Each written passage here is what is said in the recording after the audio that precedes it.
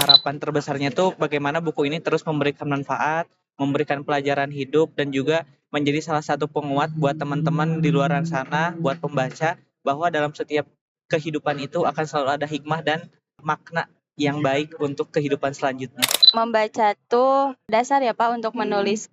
Karena aku dan Kak Zaki pribadi merasakan kita nggak bisa nulis kalau kita nggak punya diksi. Betul. Dari bekal membaca tadi gitu kan.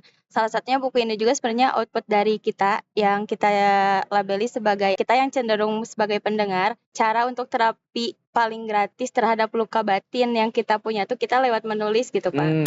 Kalau manusia udah mati itu kan taruh aja 100 tahun setelah manusia mati yang diingat tuh nggak ada apa-apa. Harta habis, rumah habis 100 tahun lah. Kecuali karya. Karya mah mungkin masih ada misalkannya di perpustakaan, masih ada di temennya, di keturunannya. Itu pasti yang abadi itu yang kayak gini gitu. Jika nanti teman-teman berkesempatan untuk membaca buku kami, kemudian mendapatkan sesuatu yang baik, tolong jangan berhenti di teman-teman gitu ya. Tapi sampaikan juga ke teman-teman yang lain, ke banyak orang bahwa ada satu kebaikan yang bisa kita petik dan kita jadikan pelajaran bersama. Itu yang pertama. Kemudian yang kedua, jika nantinya teman-teman juga berkesempatan membaca namun menemukan sesuatu yang kurang berkenan ataupun kurang baik, jangan sungkan untuk menyampaikan ke kami. Kita sangat terbuka untuk saran dan juga kritik untuk perbaikan ke depannya gitu ya. Dan yang terakhir, untuk teman-teman di luaran sana, baik yang suka menulis ataupun tidak, yang suka membaca ataupun belum suka membaca, kesempatan kita tuh sama. Kesempatan itu banyak dan juga banyak cara untuk kita menuangkannya. Jadi jangan pernah merasa kurang dengan apa yang teman-teman miliki. Gunakan setiap kesempatan dengan versi teman-teman dalam bentuk apapun untuk memberikan kebaikan dan pelajaran hidup untuk banyak orang. Halo teman-teman baca bareng Garut, berbahagialah bagi mereka yang membaca. Hari ini kita senang sekali karena ini adalah episode pertama, sekaligus mungkin kita akan membahas tentang buku ini nih yang sudah kalian lihat mungkin di depannya. Judulnya tentang penjahat dan makna hari esok bersama Teh Agni dan Kang Jaki. Ya, betul ya? Betul. Hehehe. Kenalan dulu deh, dari Teh Agni boleh, dari Kang Jaki boleh. Sekarang tuh kalian tuh semester berapa, jurusan apa, dan lagi ngapain sibuknya? Oke, halo Sobat Baca, perkenalkan nama aku Agnia. Aku saat ini semester 4 di UIN Sunan Gunung Jati Bandung, jurusan Pendidikan Guru Madrasah Ibtidaiyah. Oke, Jaki. Oke, halo teman-teman semuanya. Perkenalkan, saya Zaki Muhammad Rais, biasa dipanggil Zaki. Saat ini berstatus sebagai mahasiswa aktif semester 6 gitu ya, menuju 6, jurusan psikologi di Universitas Mercu Buana Yogyakarta. Kemudian selain daripada aktif sebagai mahasiswa, saat ini juga aktif di Duta Baca Kabupaten Garut dan juga Duta Baca Jawa Barat. Iya. Jadi ini Teh Agni juga duta baca ya. Betul. Jadi boleh cerita nih, mungkin dari judulnya dulu ya. Siapa nih yang mau jelaskan kenapa ada diksi penjahat di sana ya, tentang penjahat dan makna hari esok. Siapa yang mau jelasin? Kalau untuk diksi kenapa tentang ada penjahatnya, sebetulnya ini tuh panjangnya ceritanya. Awalnya tuh kita bukan tentang penjahat dan makna hari esok judulnya tuh Pak. Ada judul spontanitas dari kita, hasil dari obrolan sehari-hari gitu. Sehingga selanjutnya ketika proses editing oleh penerbit itu ada saran untuk memberikan judul yang lebih self improvement gitu Pak. Dan kenapa penjahat di sini? Karena diksi penjahat tuh kan ketika mendengar penjahat pasti buruk gitu ya, negatif. Tapi di sini tuh lebih ingin menekankan bahwa penjahat di sini tuh baik gitu Pak. Kenapa baik? Mungkin nanti bisa dijelaskan lagi sama Kang Jaki. Oke, mungkin ini juga menjadi banyak pertanyaan gitu ya dari teman-teman yang sudah membaca. Kenapa penjahat gitu? Betul tadi. Karena di sisi lain ketika kita mendengar diksi penjahat gitu ya Pak, itu kita seolah-olah langsung berpikir bahwa sesuatu yang buruk, menyakitkan, menyakiti gitu. Tetapi di sini kita betul kata Teh Agni tadi, self improvement bahwa penjahat di sini tuh tidak istilah tidak jahat secara keseluruhan, secara utuh. Akan ada masanya penjahat itu menjadi sesuatu yang baik bagi beberapa orang dan di beberapa situasi. Namun penjahat ini kita jadikan diksi utama karena banyak pelajaran yang menyakitkan dari buku-buku ataupun dari buku ini, sehingga harapannya bagaimana sesuatu yang nanti dianggap sebagai penjahat itu bisa dicerna lagi dengan baik sehingga tidak selalu berfokus pada sesuatu yang negatif seperti itu. Oke. Ini kan dari Jogja, dari Bandung. Terus gimana nih proses? Tapi awalnya dulu deh sebelum itu ya. Siapa yang mencetuskan kita nulis bareng yuk? Meskipun kalian sama-sama dari Duta Baca gitu ya. Itu siapa yang pertama mencetuskan ide itu? Dan kenapa? Sebetulnya ketidaksengajaan gitu ya, ketidaksengajaan. Jadi waktu itu kita ngobrol via DM Instagram ya, Iya. DM Instagram, dan memang mengobrol sesuatu yang istilahnya random gitu. Dan akhirnya pada satu pembahasan kita punya satu pemikiran bahwa sepertinya ini obrolan ini sangat sia-sia kalau hanya kita lewatkan di DM ini gitu. Karena kita waktu itu membahas orang-orang yang sering curhat ke kita, Pak. Jadi ada teman aku, ada teman Teh Agni yang memang cerita berbagai masalah. Terus kita istilahnya bahas gitu, kenapa masalah ini terjadi. Terus kita analisis apakah ada sesuatu yang bisa kita gali lebih dalam dari cerita-cerita mereka, dan ternyata kita merasa bahwa oh, ada deh yang bisa kita gali dan kita jadiin sesuatu yang lebih daripada sekedar dengerin mereka cerita. Dan sangat disayangkan ketika cerita-cerita itu hanya berlabuh di DM Instagram gitu. Akhirnya iseng, padahal aku juga belum ada pengalaman menulis ya Pak, beda sama Teh Agni, udah buku kedua ini.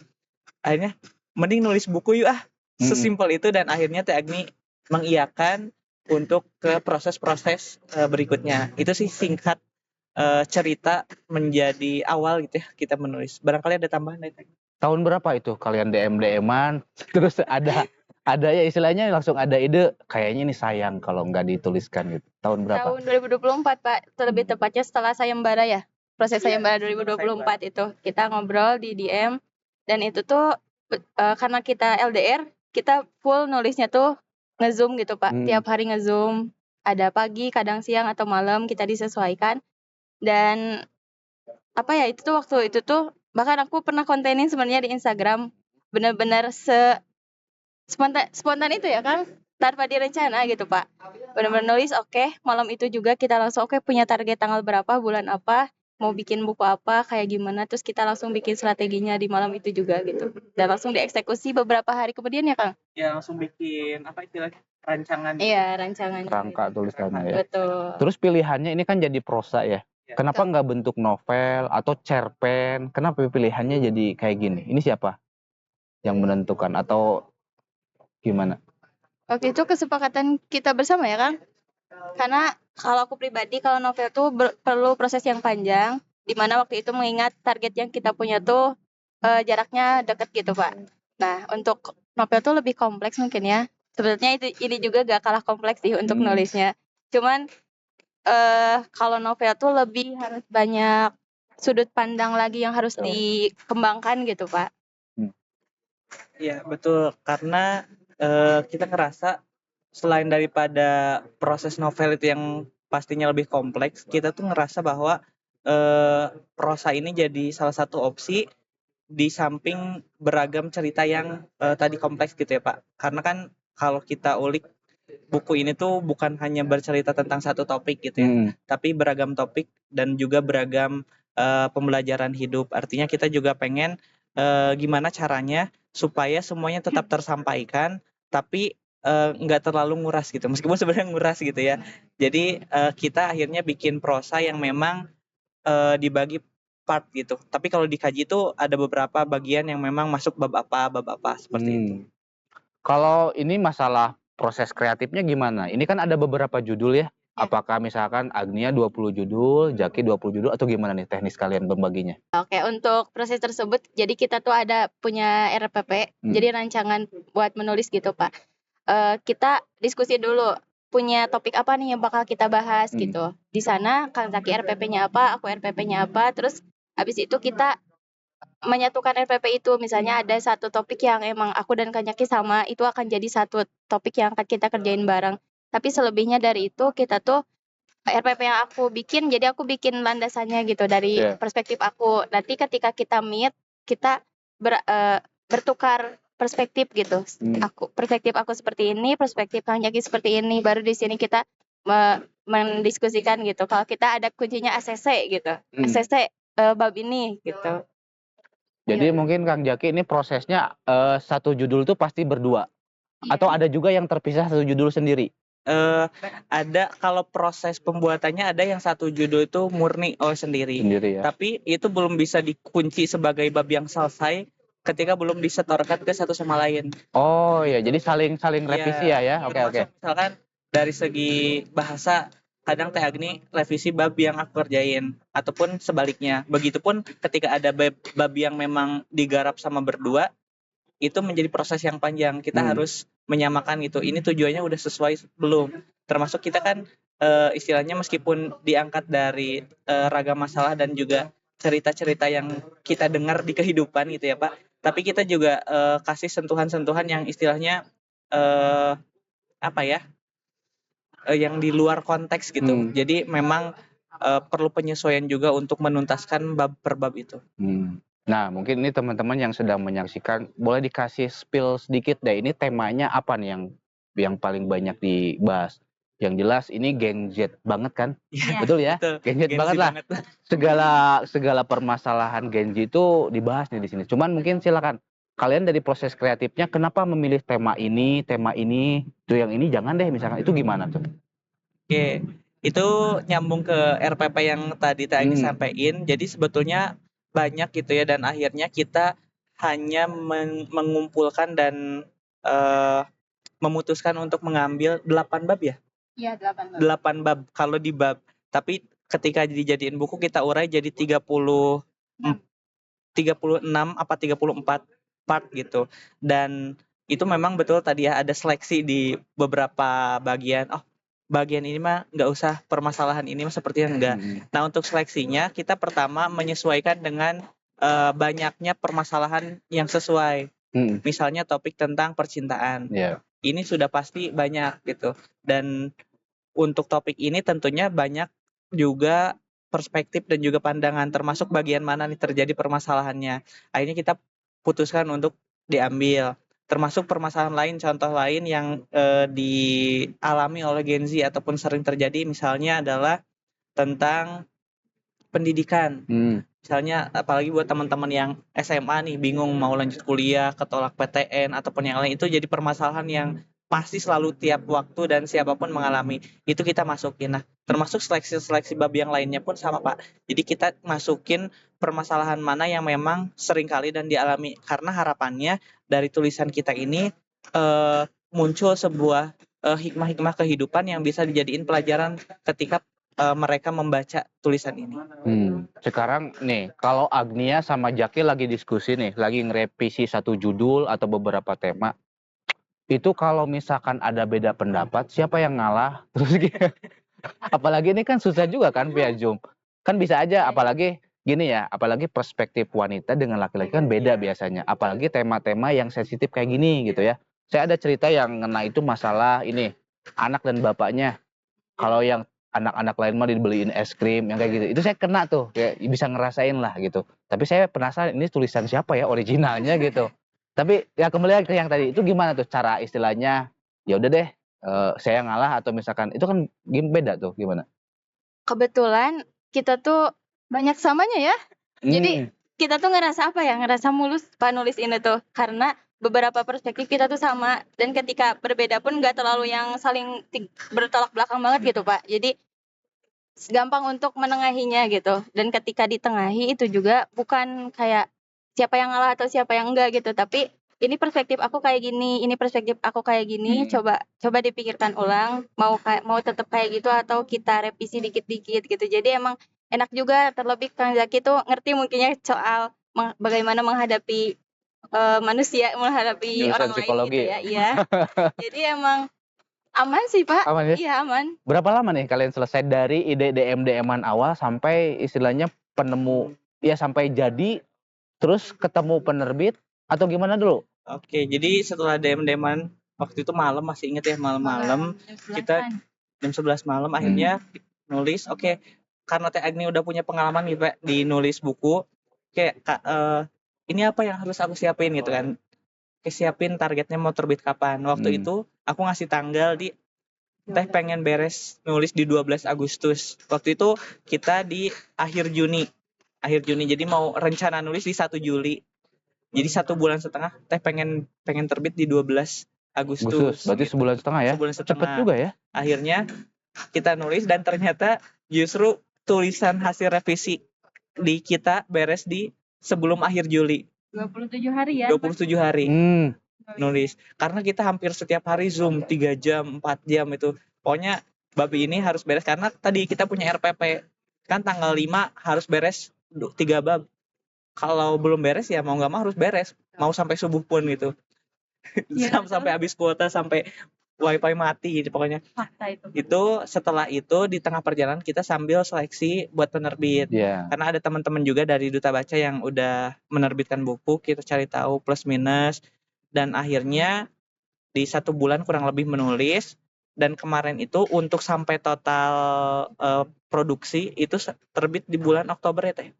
Karena kita ada sedikit kendala di penerbit. Jadi penerbitnya itu ada perubahan tim editor, tim pengelola. Jadi harus tertunda 1 bulan. Tapi untuk proses menulisnya sampai selesai revisi di pihak kita itu cuma 1 bulan. Cepet ya, lumayan cepet juga. Oke.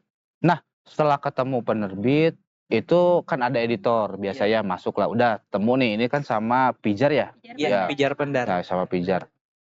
Seberapa banyak yang direvisi dari pihak penerbitnya setelah kalian bikin? Untuk revisi sebetulnya tidak terlalu banyak Pak. Bahkan untuk isi kita hampir 95% aman ya? Aman. Baik dari plagiasi, penggunaan kata ataupun hal-hal yang tidak menyinggung itu aman. Kita yang paling yang revisi itu kemarin di judul. Bahkan ya tadi sempat disinggungnya sama Teh Agni bahwa awalnya tuh kita judulnya itu kita spill di sini aja. Boleh. Judulnya tuh awalnya Penjahat Abadi. Oh, itu ya. Dari berdua tuh udah fix tuh penjahat abadi. Tapi karena sekarang lagi tren buku self improvement ya untuk Gen Z gitu ya sekarang kayak buku Nanti Kita Cerita Tentang Hari NKCTI, Ini. ya, okay. Nah, akhirnya kita menyesuaikan dengan itu dan masukan juga dari editor dengan beberapa opsi judul waktu itu. Akhirnya kita memutuskan pakai judul yang TPDMH ini gitu.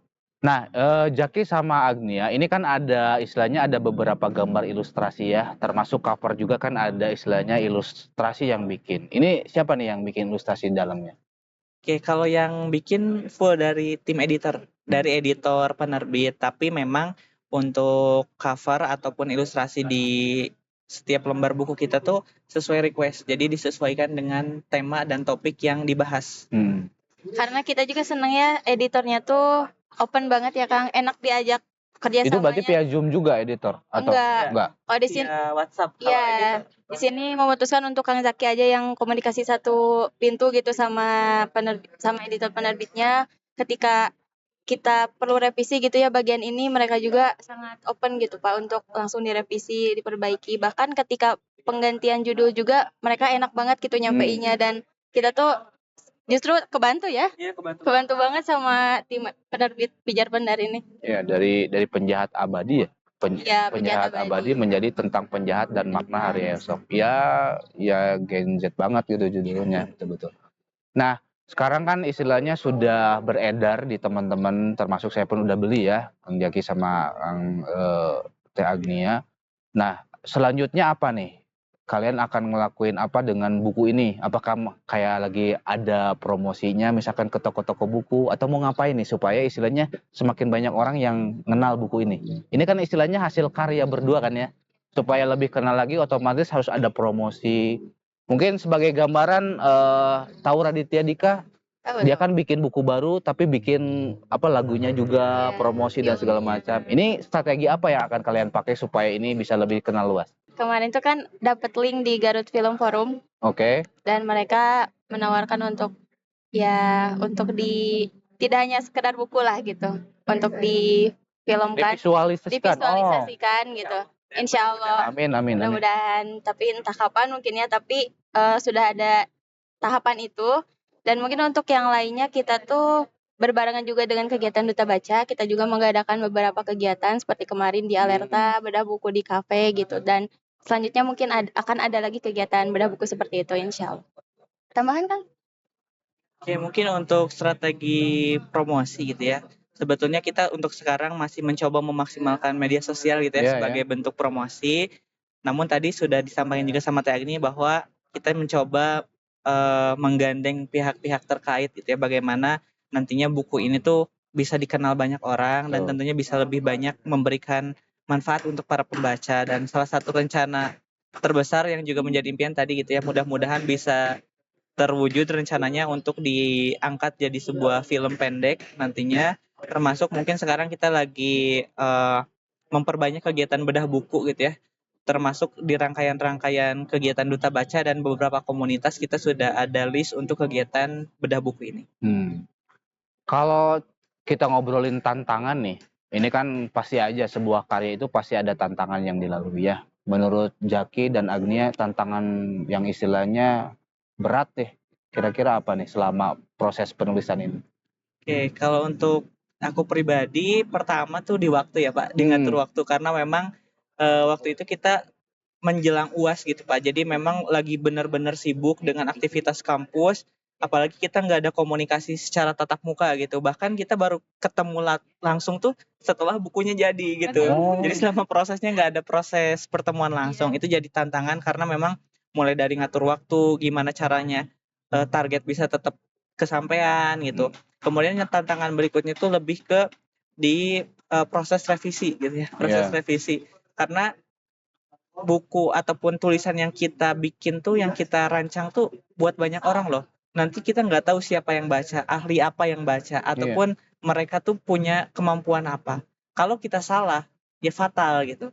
Itu menjadi tantangan dan kekhawatiran gitu. Ini di sisi lain seneng gitu, tulisan aku bakal jadi sebuah karya dan mungkin akan dikenal orang. Tapi di sisi lain ada kekhawatiran bahwa ini bakal jadi warning nggak ya buat kita sebagai penulis nantinya, atau bahkan buku itu jadi ancaman tersendiri gitu, karena kan bisa jadi ancaman ya Pak kalau kita misalnya isinya ternyata nggak sesuai ataupun ada hal-hal yang menyinggung. Itu sih dua tantangan terbesar yang menurut aku pribadi jadi yang dialami selama proses menulis buku ini. Barangkali dari Kalau aku tadi udah garis besarnya udah diwakilinnya sama Kang Jaki. Cuman di sini untuk aku pribadi di list nomor 3 mungkin ya Pak, ada beberapa bagian yang emang sensitif banget untuk dibahas gitu. Kalau untuk konsumsi pribadi itu aman banget gitu ya untuk dibaca, tapi masalah tersebut tuh terhitung privasi, tapi aku ingin memberikan edukasi untuk orang bagaimana cara melaluinya, bagaimana cara menghadapinya gitu, dan itu dari segi pemilihan diksi ataupun pengembangan si masalahnya tuh sangat menjadi tantangan gitu, harus hati-hati beberapa kali dicek, dan tadi termasuk sih ke proses revisi tadi gitu. Selanjutnya nih, tadi udah di-spill juga, ya mudah-mudahan sih kita ikut senang juga ya istilahnya dari Baca Bareng Garut, istilahnya ada anak-anak Garut gitu ya yang masih muda nih gitu ya, istilahnya umurnya jauh lah di saya, sudah bisa menelurkan sebuah karya. Karena kan ya sebagaimana pepatah kan, kalau manusia udah mati itu kan taruh aja 100 tahun setelah manusia mati yang diingat tuh nggak ada apa-apa. Harta habis, rumah habis 100 tahun lah, kecuali karya. Karya mah mungkin masih ada misalkannya di perpustakaan, masih ada di temennya, di keturunannya, itu pasti yang abadi itu yang kayak gini gitu. Nah, dengan istilahnya sudah tercipta kayak gini gitu ya, apa sih harapan dari Agnia sendiri dan Jaki seterusnya nih buat istilahnya sebuah karya? Jaki sebagai pengalaman pertama sudah bikin, harapan besarnya apa untuk buku ini?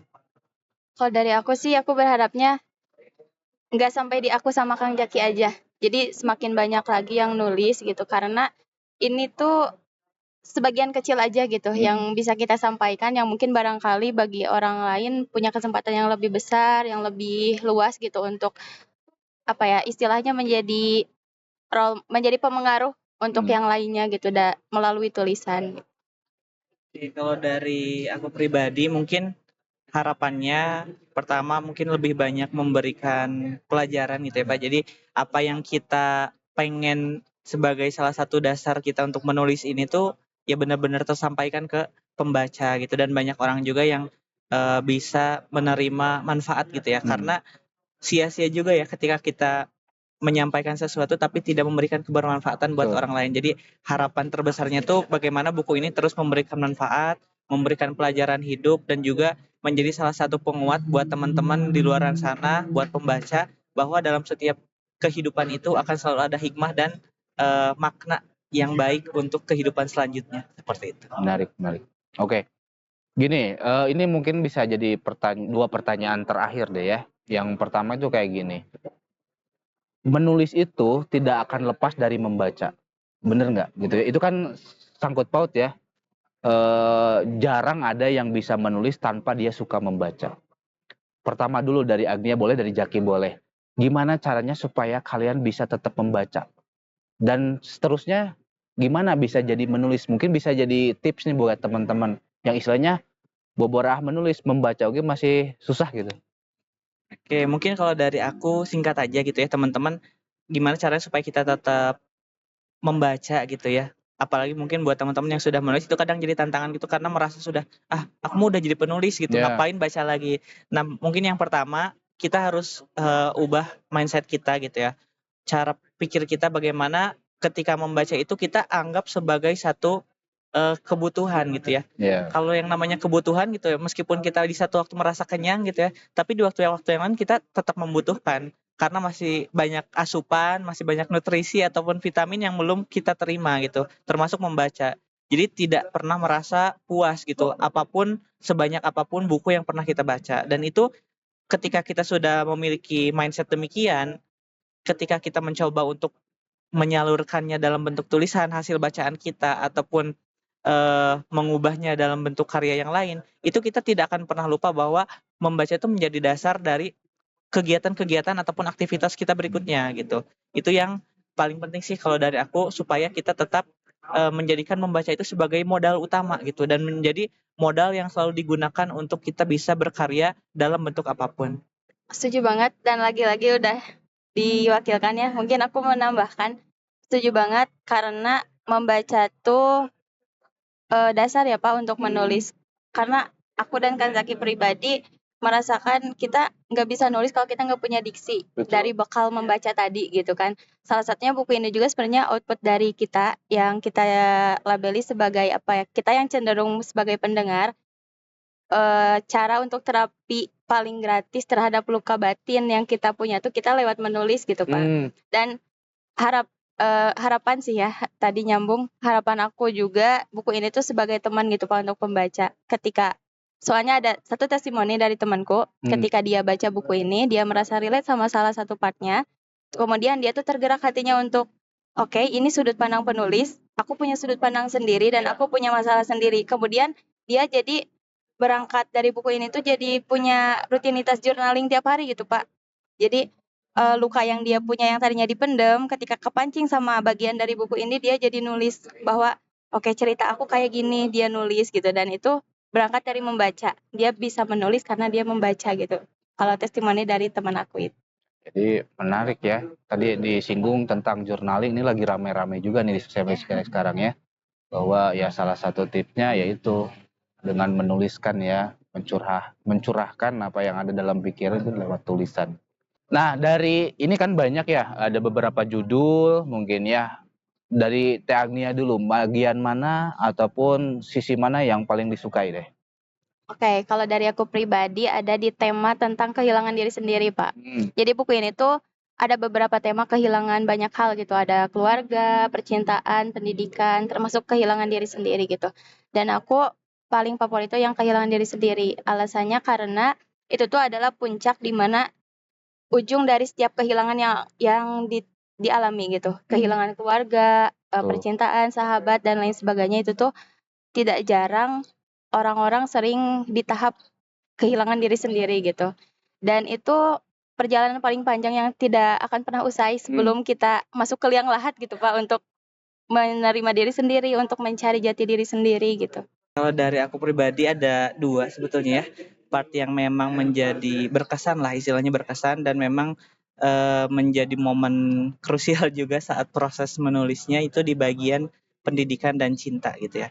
Nah, pendidikan ini menarik karena memang salah satu bagian yang pernah dialami juga, relate gitu ya. Bahkan cerita-cerita yang tertuang itu sebagian besar real gitu ya dari kehidupan nyata, dan itu menjadi salah satu masa yang sangat sulit dan berat gitu ya. Meskipun sebetulnya bagi sebagian orang hal demikian mungkin tidak tidak seberapa gitu. Tapi itu menjadi tantangan terberat karena memang menjadi masa yang penuh menguras tenaga, waktu, dan juga segalanya. Selain itu juga tadi bagian cinta, bahkan teman-teman kalau nanti berkesempatan untuk membaca buku kami, itu bagian cinta ini bagian panjang, paling panjang ceritanya karena itu ada beberapa perspektif, beberapa bagian yang menyampaikan ataupun menceritakan bahwa kehidupan yang dipenuhi dengan cinta ketika kita tidak bijak menghadapinya itu akan sangat berbahaya gitu ya. Termasuk ini yang tertuang ini adalah bagian-bagian cinta yang memang dialami dan sering dialami oleh teman-teman remaja gitu ya ataupun masa muda. Itu akan menjadi sangat berkesan gitu ya kalau untuk saya pribadi karena sangat sesuai gitu. Bagaimana nantinya kita dihadapkan dengan sesuatu yang tidak kita duga, sesuatu yang seharusnya belum kita terima ternyata kita terima. Itu benar-benar jadi bagian yang berkesan dan favorit lah di buku yang kita tulis. Oke, menarik. Ini pertanyaan terakhir mungkin buat Jaki dan Teh Agnia ya. Ada mau disampaikan kepada teman-teman, bisa misalkan beli bukunya bisa di mana atau gimana deh, boleh apa aja disampaikan. Oke, yang pertama mungkin buat teman-teman karena ini khusus ya sesinya untuk bahas buku tentang penjahatan makna hari esok. Pesan aku yang pertama, jika nanti teman-teman berkesempatan untuk membaca buku kami, kemudian mendapatkan sesuatu yang baik, tolong jangan berhenti di teman-teman gitu ya.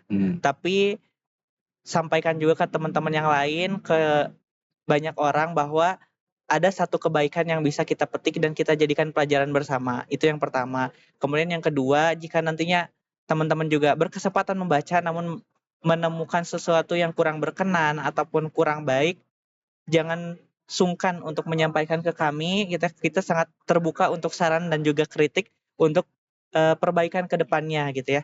Dan yang terakhir, untuk teman-teman di luaran sana, baik yang suka menulis ataupun tidak, yang suka membaca ataupun belum suka membaca, kesempatan kita tuh sama. Kesempatan itu banyak dan juga banyak cara untuk kita menuangkannya. Jadi jangan pernah merasa kurang dengan apa yang teman-teman miliki. Gunakan setiap kesempatan dengan versi teman-teman dalam bentuk apapun untuk memberikan kebaikan dan pelajaran hidup untuk banyak orang. Menarik. Kalau dari aku, untuk teman-teman yang mungkin udah baca bukunya, pertama buku ini hadir sebagai teman juga untuk teman-teman yang mungkin nggak punya tempat cerita atau apa. Dan aku pribadi dan Kang Zaki pun open gitu ya untuk misalnya teman-teman ingin ngobrol lanjut sama kita gitu terkait mental health atau kepenulisan atau apapun itu, kita open banget gitu untuk teman-teman. Dan kita belajar bareng, kita bertumbuh bareng, dan aku gak pernah kepikiran untuk ngerasa bersaing sama penulis-penulis baru atau lainnya gitu. So aku senang kalau ada penulis, kalau ada orang lain yang minta, Teh Agni nulis yuk gitu. Aku bahkan senang. Jadi aku punya banyak teman juga untuk lebih banyak berdiskusi sama yang punya visi dan misi yang sama sama aku gitu. Dan energinya tuh sama gitu. Dan itu tuh jadi apa ya, suntikan energi buat aku gitu. Ketika aku misalnya down gitu ya, mau berhenti nulis, tapi ketika orang lain justru termotivasi sama aku, itu jadi suntikan energi yang besar banget buat aku gitu. Amin ya, mudah-mudahan. Mungkin itu aja untuk hari ini ya. Jaki sama Agnia nuhun pisan ya untuk obrolannya. Terutama saya sih ya, istilahnya saya bikin ini pun karena rasa penasaran saya aja gitu. Saya setua ini belum punya karya gitu. Jadi pengen banyak belajar juga dari yang muda gitu. Dan juga mungkin teman-teman yang mau bukunya mungkin bisa lewat Kang Jaki atau Teh Agnia ya. Bisa lewat DM juga bisa ya. Dan untuk lewat e-commerce segera katanya ya. Tadi di belakang kita udah ngobrol, nanti di e-commerce-nya juga ada, mungkin kayak di Shopee, Tokopedia akan muncul ya.